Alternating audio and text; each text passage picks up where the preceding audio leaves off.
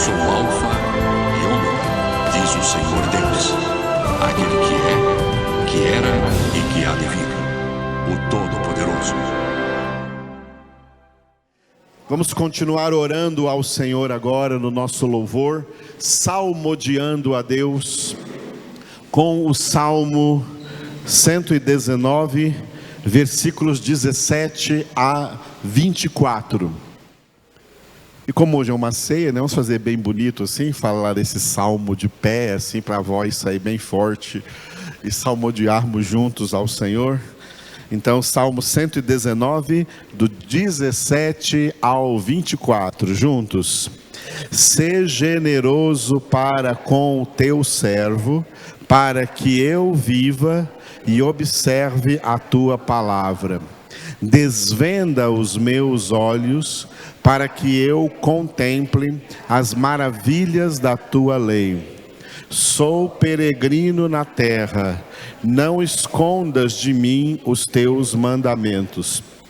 Consumida está a minha alma por desejar incessantemente os teus juízos. Increpaste os soberbos, os malditos que se desviam dos teus mandamentos. Tira de sobre mim o opróbrio e o desprezo, pois tenho guardado os teus testemunhos. Assentaram-se príncipes e falaram contra mim, mas o teu servo considerou nos teus decretos. Com efeito, os teus testemunhos são o meu prazer, são os meus conselheiros. Amém. Glória a Deus. O versículo do Salmo 119 que vamos meditar hoje chama a palavra de Deus de, repita depois de mim, testemunhos. Aleluia. Glória a Deus. Já teve alguns versículos anteriormente aí que a palavra de Deus aqui é chamada de testemunhos, e toda vez que isso acontece na língua portuguesa, nós vamos nos lembrar que no texto em hebraico original, nenhuma vez, nenhum dos 176 versículos traz testemunhos, mas no lugar de testemunhos traz, repita depois de mim aí, estatutos. Por que em português foram colocados testemunhos ao invés de estatutos, que é o que nós vamos ver daqui a pouco no texto original? Está estatutos e não testemunhos. Porque a palavra testemunho está ligada com a nossa conduta de vida. Grande parte do nosso testemunho cristão está na nossa conduta divina. Desculpa, divina não, de vida. Conduta de vida, a forma como nós nos conduzimos na vida, a forma como nós nos comportamos na vida, em resumo, como vivemos, o jeito que nós vivemos.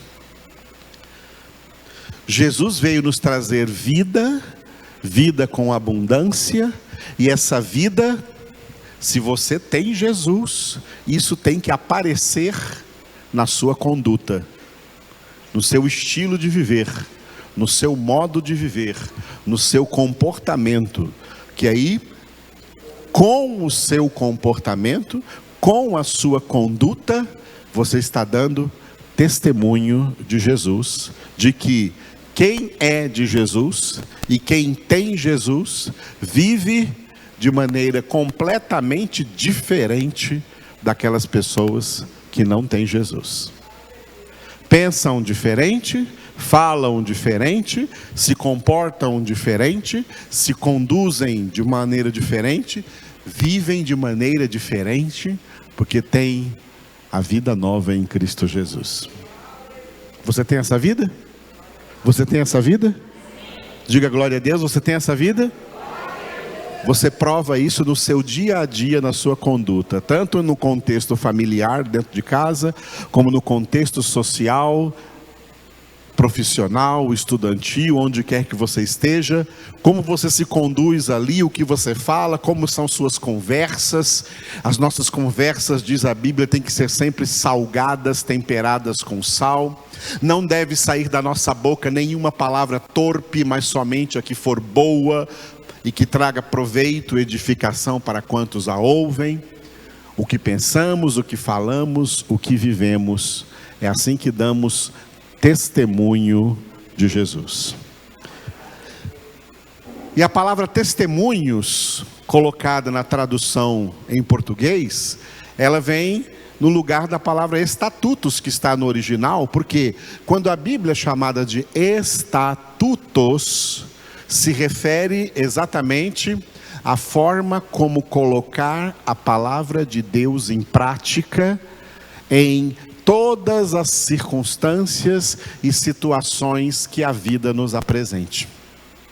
Você está passando por uma determinada circunstância, por uma determinada situação, você está enfrentando algum determinado problema, como você deve agir? Como a palavra manda você agir. E a forma como a palavra te manda agir é nos seus estatutos. Os estatutos é como praticar a palavra de Deus. Porque aquele que recebe a palavra, mas não pratica, Jesus disse a quem ele é semelhante. É semelhante ao homem insensato que edificou a sua casa sobre a areia, e grande será a sua ruína. Essa casa vai cair. Essa casa cai, essa família cai, esse casamento cai, os seus filhos caem, sua vida cai, e por fim cai para o inferno e para o lago de fogo e de enxofre. Quem recebe a palavra, quem ouve a palavra, já conhece a palavra, mas não pratica, não praticar é a mesma coisa de não obedecer. E filhos da desobediência não têm salvação. Salvação está ligada e condicionada à obediência. Posso ouvir amém? Obediência. Amém? Jesus é modelo de obediência. Por isso ele disse: aquele que recebe as palavras e as pratica é semelhante ao homem prudente, ao homem sábio que edificou sua casa sobre a rocha. Venha o que vier, aconteça o que acontecer nesse mundo de trevas, essa pessoa vai ficar firme, inabalável, essa casa não vai cair, porque está edificada sobre a rocha. Glória a Deus. Não se preocupe com o resto do mundo, porque o que vai acontecer no resto do mundo é o que Jesus Cristo profetizou: multiplicação da iniquidade. Ai, mas olha o que está acontecendo no mundo, está tendo muito disso, muito daquilo. Vai ter muito mais. Você não tem que se preocupar com isso. Se preocupe com você, de você obedecer à palavra de Deus e a sua vida ser edificada sobre a rocha. A do mundo não está, a sua tem que estar. Aleluia. Para de se preocupar com o pecado dos outros, porque o pecado dos outros não pode levar você para o inferno. É o seu pecado que pode levar você para o inferno. E por isso é dele que você tem que se santificar, e o instrumento para essa santificação é um só: a palavra de Deus. Santifica-os na verdade, a tua palavra é a verdade. Glória a Deus, irmãos. Foi bem entendido isso? Muita gente fala para nós, né, para mim, para o pastor: ah, pastor, olha o mundo como é que está, o que eu faço nesse mundo, como é que eu faço com a minha família, com os meus filhos? Está desesperada por quê? Jesus já falou o que você tem que fazer: edifique sua vida sobre a rocha, pegue a palavra e obedeça, faça da sua família uma família firmada na rocha, firmada na palavra. Se o mundo não é, problema deles. Ore por eles, pregue para eles. Quem crê e for batizado será salvo, quem não crê será condenado. Mas você edifique a sua vida sobre a rocha. Porque cuidado para estar se preocupando com pecados alheios, não ser sucumbido nos seus próprios pecados sem santificação, porque sem santificação ninguém verá o Senhor. Amém? Então, estatutos representa palavra que tem que ser vivida na prática, no dia a dia de nossas vidas. E assim vivendo, somos testemunhas de Cristo. Assim vivendo a palavra, damos testemunho de Cristo. E por essa razão os tradutores, em algumas vezes que o texto original traz estatutos, eles colocaram testemunhos. O versículo de hoje para nós é o último versículo desse terceiro parágrafo, que é o versículo de número 24, cujo título é, repita depois de mim, prazer na palavra. A gente fala muito aqui, eu faço questão de falar porque o Senhor me ensinou isso de forma muito contundente. Eu também não sabia, o Senhor me ensinou isso de forma muito clara, né? A ter uma forte base evangélica, forte base de doutrina de salvação em Mateus 22:14, no que Jesus disse em Mateus 22:14. Muitos são chamados, porém poucos escolhidos.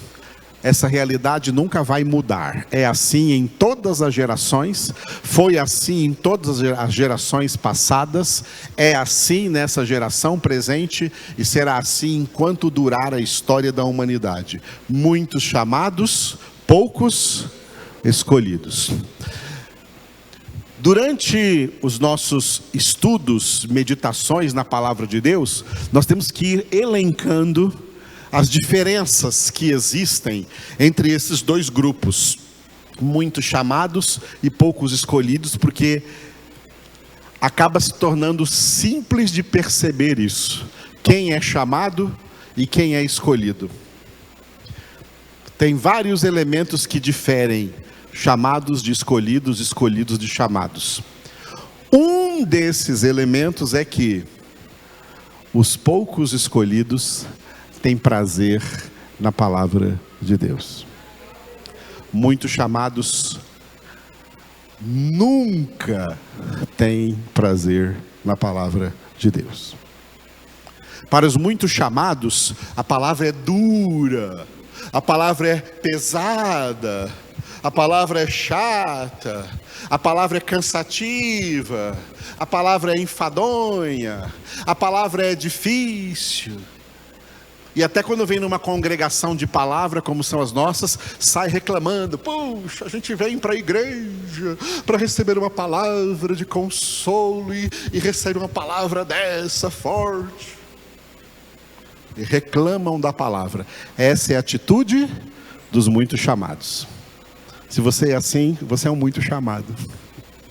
Faz parte desse grupo. Os poucos escolhidos têm prazer na palavra. E quanto mais a palavra for forte, quanto mais a palavra for contundente, quanto mais a palavra for confrontadora, confrontar os seus pecados, mais os eleitos têm prazer nela, porque essa palavra está purificando os pecados deles, está santificando suas vidas. Vós estáis limpos pela palavra que eu tenho falado. Os poucos escolhidos têm prazer na palavra. Os muitos chamados têm desprazer na palavra. As igrejas evangélicas estão tão lotadas de muitos chamados que a palavra tem que ser substituída.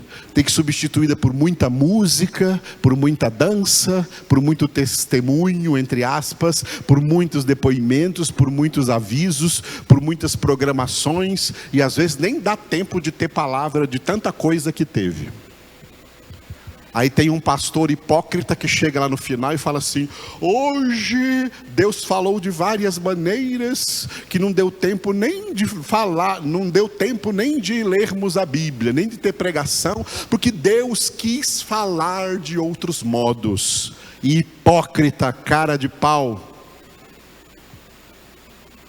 Deus revelou a palavra durante milênios, para que por meio dessa palavra o seu povo fosse alimentado, o seu povo fosse santificado. Uma reunião que chamam de culto, sem palavra, pode ter tido o que for, que agradou a multidão, Deus não estava aí. Jesus não estava aí. Porque Jesus é a palavra. Jesus é o verbo de Deus. E essa palavra é espada de dois gumes que penetra até o ponto de dividir alma e espírito, juntas e medulas, discernindo os mais íntimos pensamentos, propósitos e intenções do coração do homem para santificar essa pessoa. É assim que a palavra age. Por isso, a palavra atrai os eleitos e repele os chamados. Chamados não gostam de palavra. Eleitos têm o prazer na palavra. Esse salmista aqui, que é um salmista anônimo, é um salmo anônimo, não aparece o autor humano do salmo, mas esse homem era um homem eleito de Deus, porque ele diz aqui no versículo 24 assim, ó: com efeito, os teus testemunhos são o meu prazer, são os meus conselheiros. Repitam.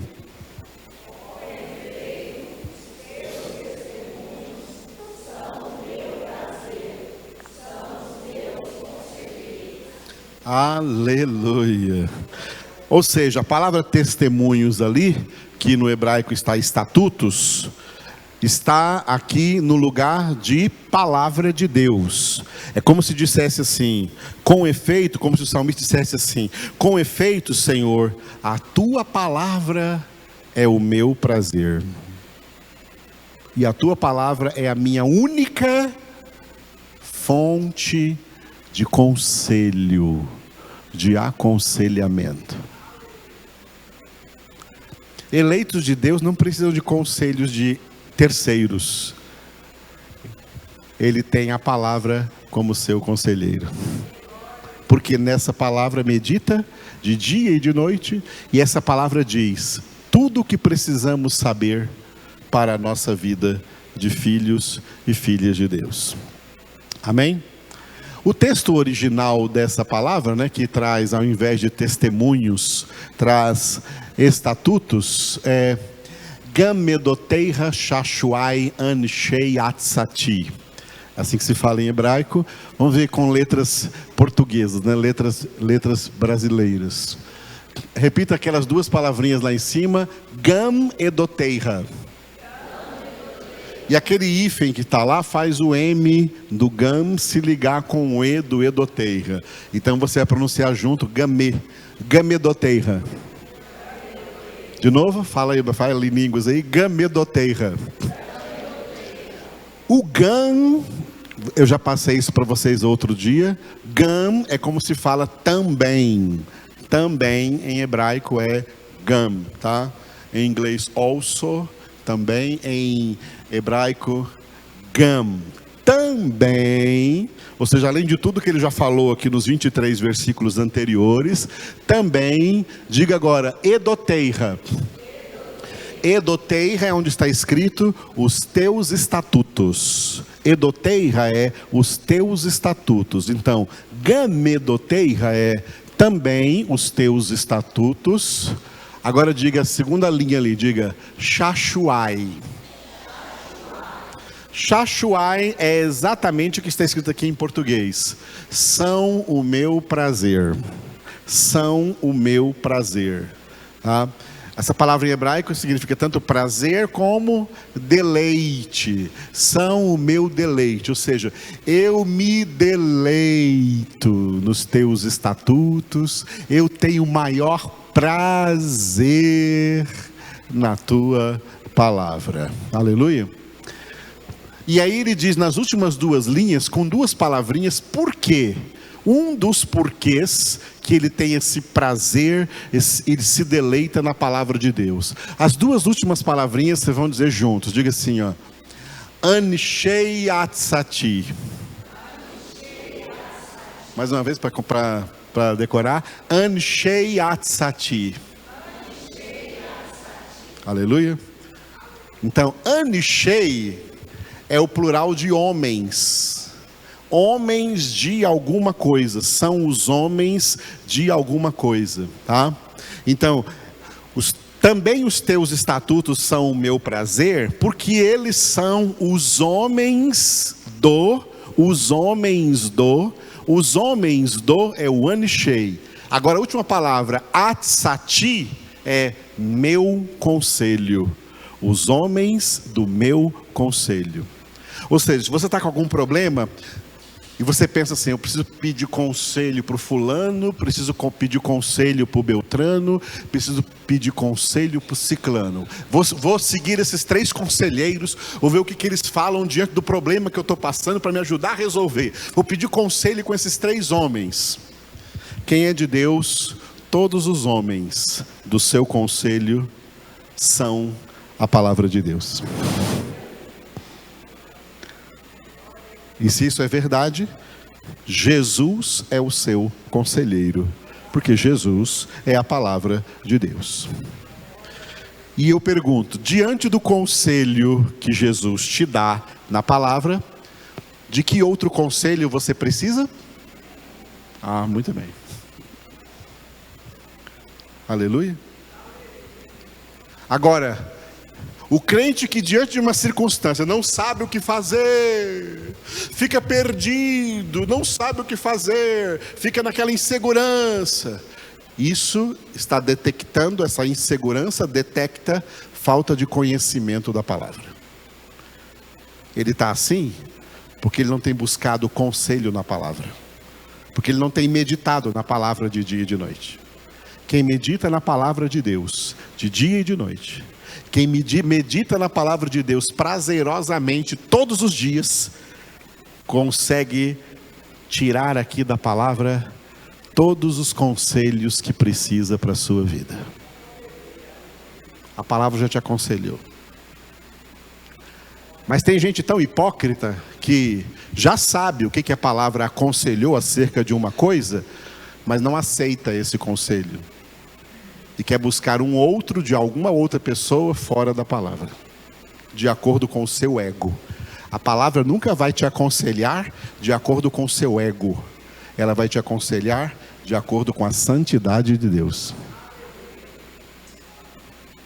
E se você não aceitar o conselho dessa palavra, vá para o inferno. É para lá que vão aqueles que não recebem a palavra. Quer ir para o céu?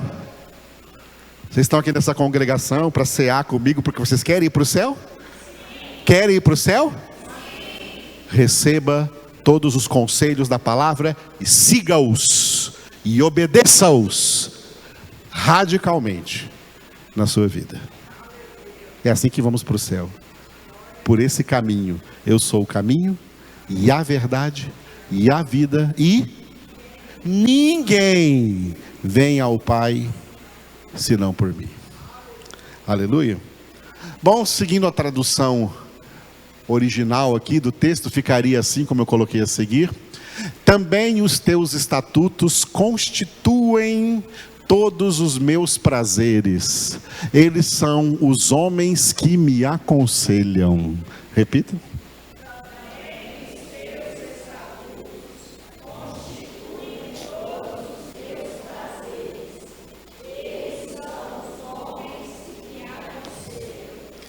Aleluia.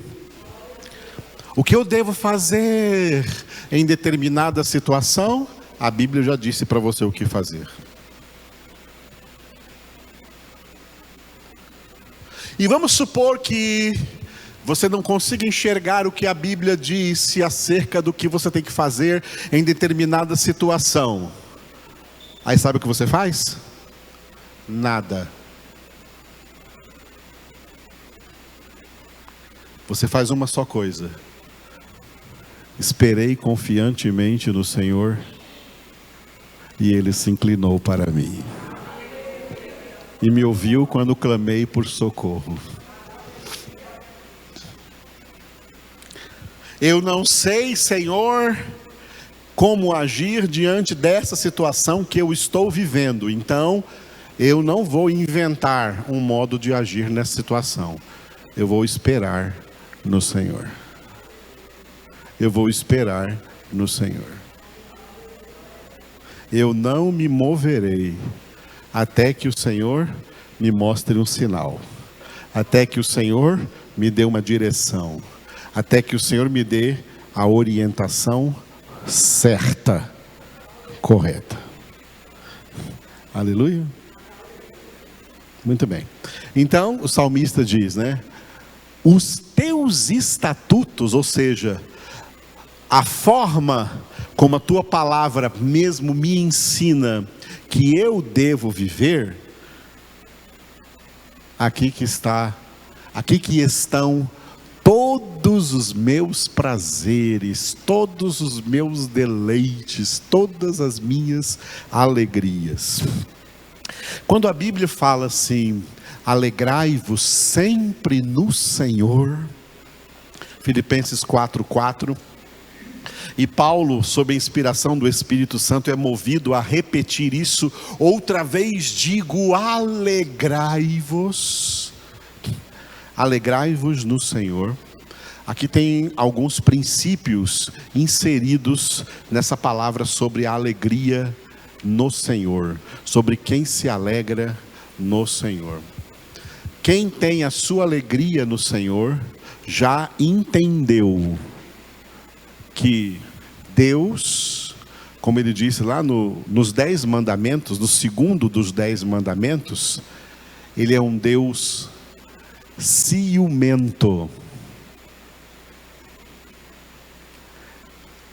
Só que ciúme em Deus não é pecado. Ciúme em Deus faz parte da sua santidade. Ciúme nos homens é pecado. Se você é uma pessoa ciumenta, isso é pecado. É obra da carne, santifique-se disso. Deus não. Deus é ciumento. Para não colocar ciumento, as traduções colocaram zeloso. Deus é um Deus, eu sou um Deus zeloso. Mas na verdade está escrito ali em hebraico, eu sou um Deus ciumento. Sabe uma das coisas que isso significa? Que se você tem outras alegrias que não o Senhor, ele sente ciúmes. Que esse cara aí diz que é meu filho, mas a alegria dele é o Flamengo? A alegria dele é o Corinthians? Diz que é meu filho, mas a alegria dele é esses filmes que ele assiste? Diz que é meu filho, mas se alegra com as músicas do mundo? As músicas do mundo é que trazem alegria para ele?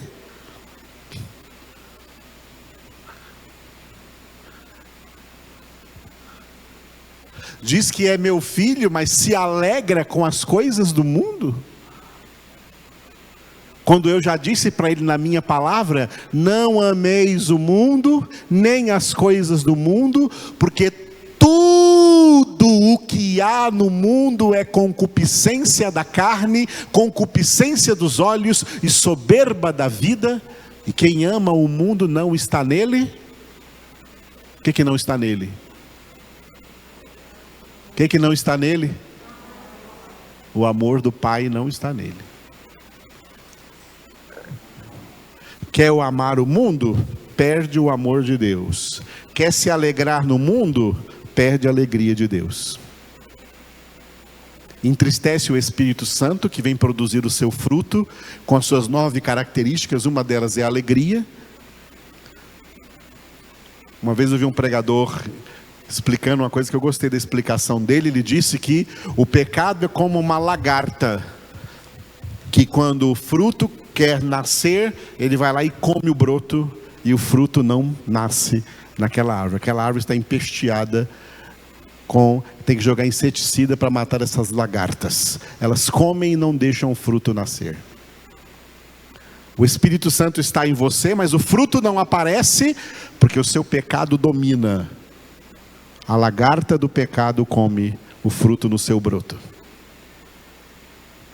E é por isso que você não tem alegria no Senhor. Aí você tem alegria no mundo. Você vai se alegrar no mundo. Se alegrar com as coisas do mundo. E aquele que se alegra no mundo e se alegra com as coisas do mundo, prova uma coisa: não tem Deus na sua vida.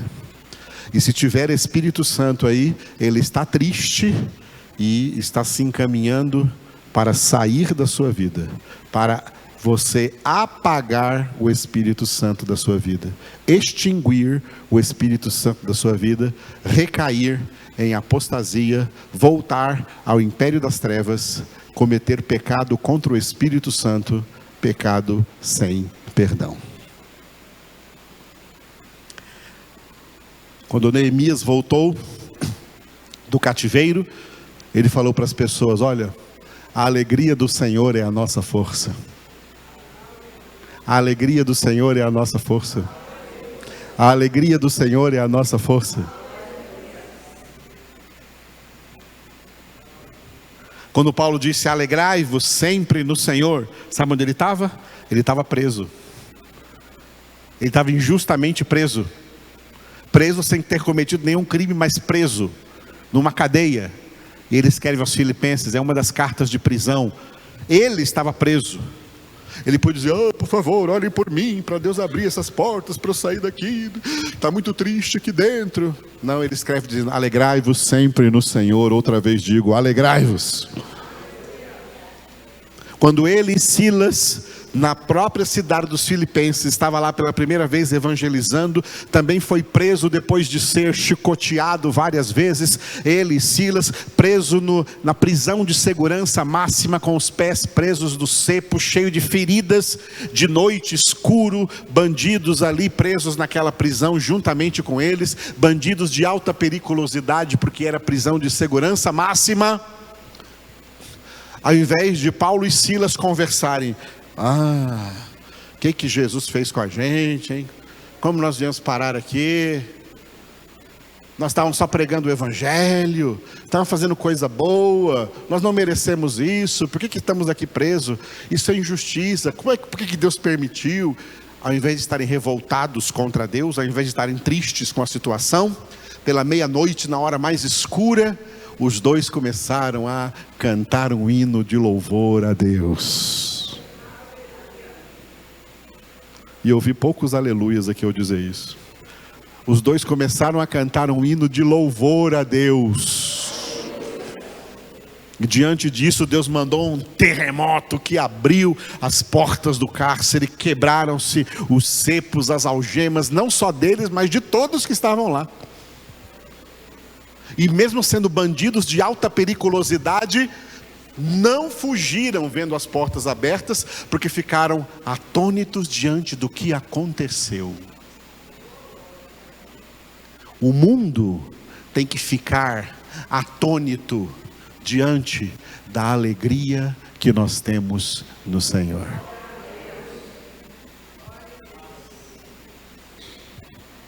Onde está a sua alegria?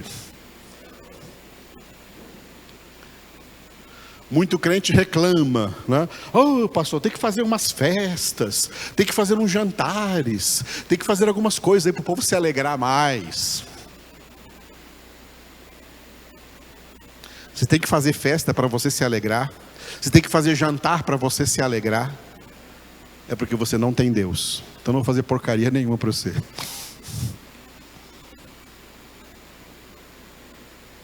Quem tem Deus não precisa de nada disso, porque já tem a sua maior alegria, já tem a sua eterna alegria, já tem a sua perene alegria, já tem a sua alegria para sempre, já tem alegria para a eternidade. A alegria do Senhor não deixa a gente nem sentir tédio. De vez em quando eu vejo: ai, que tédio. Está faltando Deus na sua vida. Tem tédio? Não tem Jesus. Onde tem Jesus não tem tédio. Eu sou testemunha disso há 40 anos. Já passei por cada situação de arrancar a cabeça. Mas nunca perdi a minha alegria no Senhor. Já.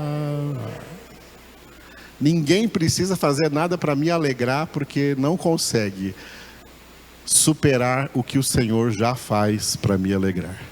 A alegria do Senhor é a nossa força.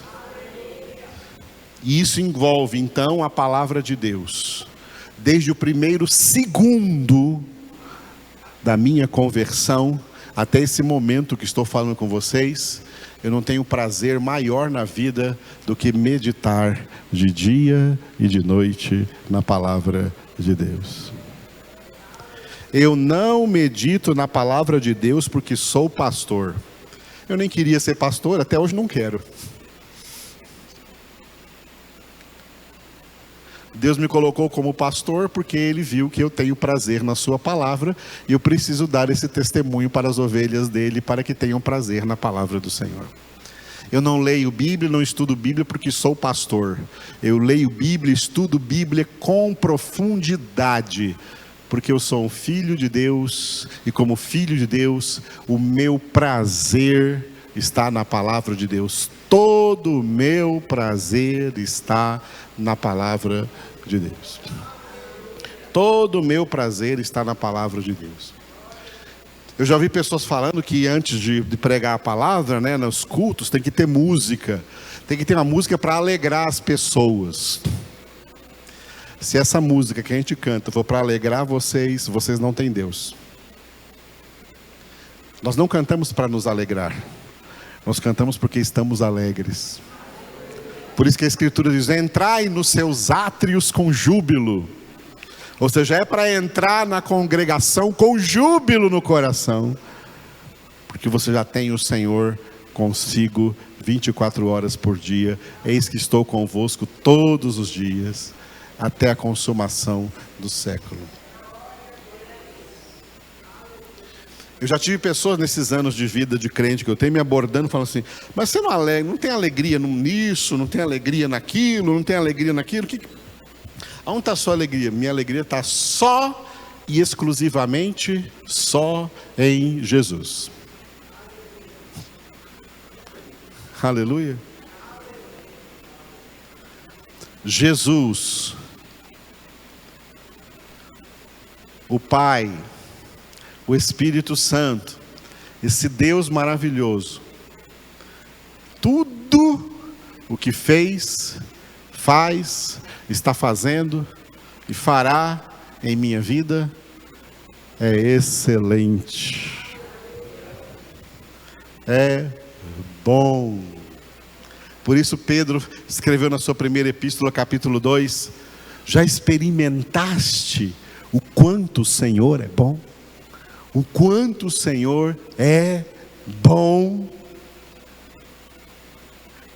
Quando a gente experimenta essa bondade de Deus, a gente perde o prazer em outras coisas, porque por mais, entre aspas, boas que elas sejam para alegrar outras pessoas, para nós não tem a menor graça.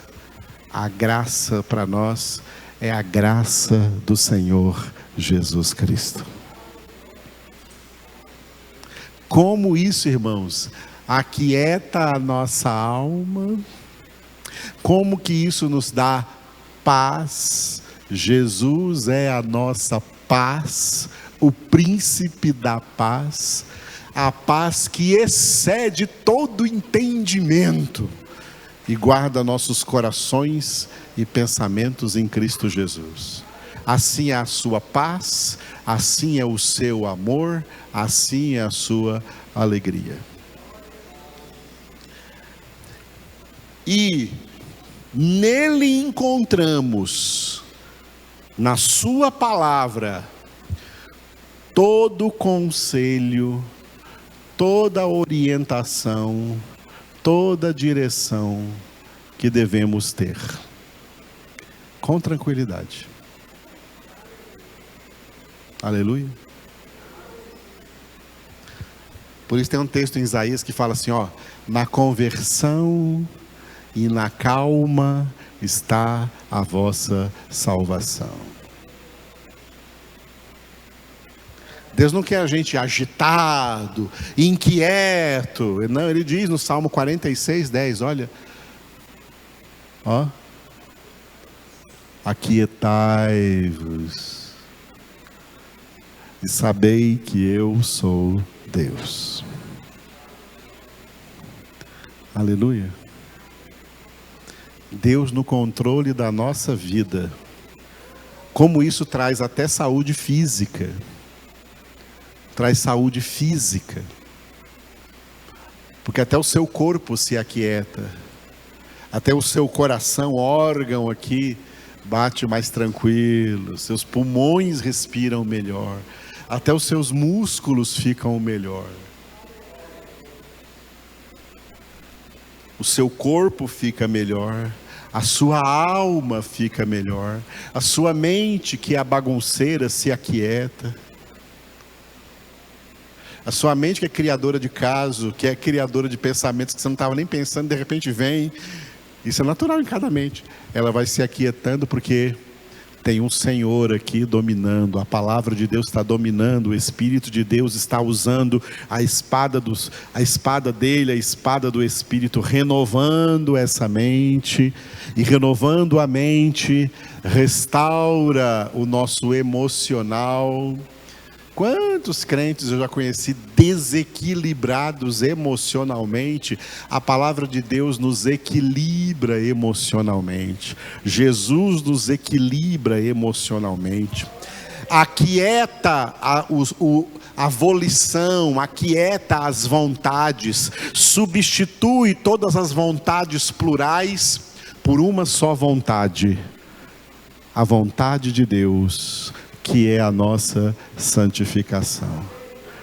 Ele opera em nós tanto o querer como o realizar a nossa santificação. Entenderam? E a gente até economiza. Porque não amando o mundo, a gente não sai gastando. Eu quero isso, quero aquilo, quero isso, quero aquilo. Não, eu não quero nada, já tenho tudo que eu preciso aqui. Sabia que até economiza? Com o que eu vou gastar? Não quero comprar mais nada. Estou bem suprido. Em tudo me tem suprido o Senhor. Filipenses 4,19, o meu Deus é poderoso para suprir em Cristo Jesus a cada uma das vossas necessidades. Maravilha, né, irmãos? É por isso que uma pessoa que experimenta tudo isso, ela vai orar a Deus e dizer: Senhor, os teus estatutos constituem todos os meus prazeres. Eles são os homens que me aconselham. Eu sou uma pessoa muito bem aconselhada, porque eu sou uma pessoa aconselhada pela palavra de Deus. Eu sigo os conselhos do meu Deus. Não o de homem nenhum. Nenhum. Se vier algum homem dar conselho, fala: antes de você falar, cale a boca, porque eu não vou receber o seu conselho. O meu conselheiro é o Senhor. Aleluia. Na palavra de Deus você tem todo o conselho que você precisa.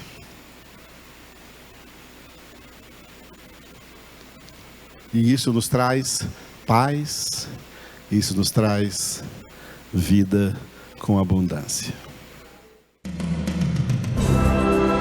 Eu sou o Alfa e Ômega, diz o Senhor Deus, aquele que é, que era e que há de vir, o Todo-Poderoso.